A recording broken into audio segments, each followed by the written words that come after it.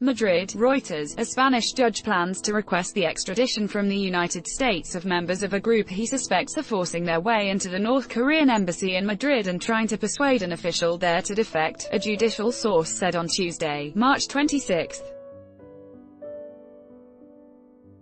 The judge believes a group of 10 intruders identified themselves as human rights campaigners during the assault, according to a document of Spain's High Court. A few days later their leader contacted the U.S. Federal Bureau of Investigation, FBI, to pass on information about the raid, the document said. The judicial source told Reuters the judge believes all the identified suspects went to the United States after the raid and that he would request their extradition to Spain, where they could face up to 28 years in prison.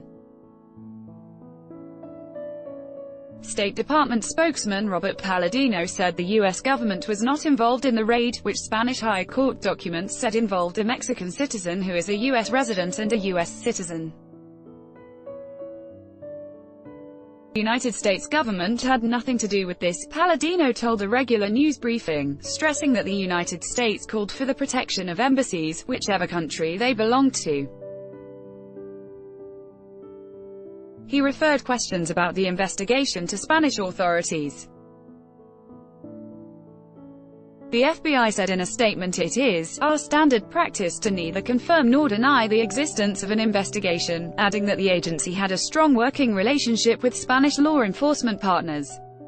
Spain's Interior Ministry had previously said police were investigating an incident at the embassy on February 22, but gave no details except to say that a North Korean citizen had been injured and that no one had filed a complaint. A Mexican citizen who is a U.S. resident, identified as Adrian Hong Chang, led the group, the Spanish High Court said in the document, based on the investigation of the incident. The group stole computers, hard disks and pen drives, it said. It was not clear how the court knew that the man had contacted the FBI. 3 of the intruders took an embassy official into the basement and encouraged him to defect from North Korea. They identified themselves as members of a group who campaigned for the liberation of North Korea, the document said. The Washington Post reported earlier this month that a dissident organization called Cholima Civil Defense had carried out the raid. The paper last week quoted unnamed sources as saying that the group shared information about the raid with the FBI. Fake guns, balaclava masks. The Spanish court document gave a detailed account of the intruders' movements before as well as during the intrusion, including their stay in a hotel and purchases of knives, balaclava masks and fake guns. The group included a U.S. citizen and South Korean citizens. There was no immediate comment on the matter from South Korea's foreign ministry. Spain's Interior Ministry declined to comment. The embassy raid occurred shortly before the February 27-28 summit between North Korean leader Kim Jong-un and U.S.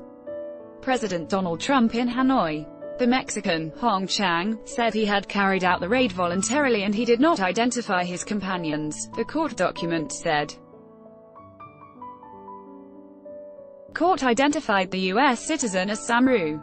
The group kept embassy staff tied up for several hours and then searched the premises for arms before leaving, at which point they separated into 4 groups and headed to Portugal. Hong Chang then flew from Lisbon to New York. In Spain, the High Court has the power to investigate criminal offenses, after which formal accusations are launched.